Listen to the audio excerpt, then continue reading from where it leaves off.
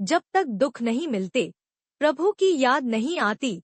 प्रेरक कहानी। एक दिन किसी निर्माण के दौरान भवन की छठी मंजिल से सुपरवाइजर ने नीचे कार्य करने वाले मजदूर को आवाज दी। निर्माण कार्य की तेज आवाज के कारण नीचे काम करने वाला मजदूर कुछ समझ नहीं सका कि उसका सुपरवाइजर उसे आवाज दे रहा है। फिर सुपरवाइजर ने उसका ध्यान आकर्षित करने के लिए एक 10 रू का नोट नीचे फेंका, जो ठीक मजदूर के सामने जाकर गिरा। मजदूर ने नोट उठाया और अपनी जेब में रख लिया और फिर अपने काम में लग गया।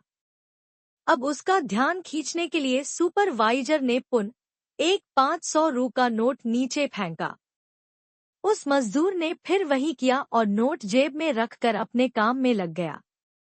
ये देख अब सुपरवाइजर ने एक छोटा सा पत्थर का टुकड़ा लिया और मजदूर के ऊपर फेंका, जो सीधा मजदूर के सिर पर लगा।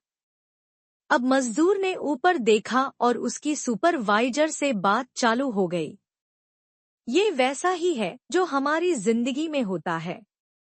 भगवान हमसे संपर्क करना, मिलना चाहता है, लेकिन हम दुनियादारी के कामों में व्यस्त रहते हैं, अतः भगवान को याद नहीं करते। भगवान हमें छोटी छोटी खुशियों के रूप में उपहार देता रहता है, लेकिन हम उसे याद नहीं करते और वो खुशियाँ और उपहार कहाँ से आए ये ना देखते हुए उनका उपयोग कर लेते हैं और भगवान को याद नहीं करते। भगवान हमें और भी खुशियों रूपी उपहार भेजता है, लेकिन उसे भी हम हमारा भाग्य समझ कर रख लेते हैं। भगवान का धन्यवाद नहीं करते, उसे भूल जाते हैं।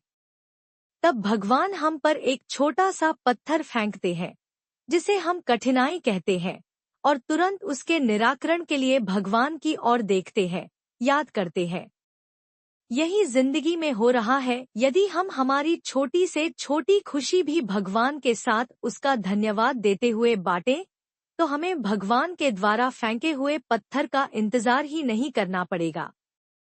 इस प्रकार की व्रत कथा, रोचक कहानियाँ और रोचक सुविचार सुनने के लिए कृपया इस YouTube चैनल को लाइक, शेयर और सब्सक्राइब करें। धन्यवाद।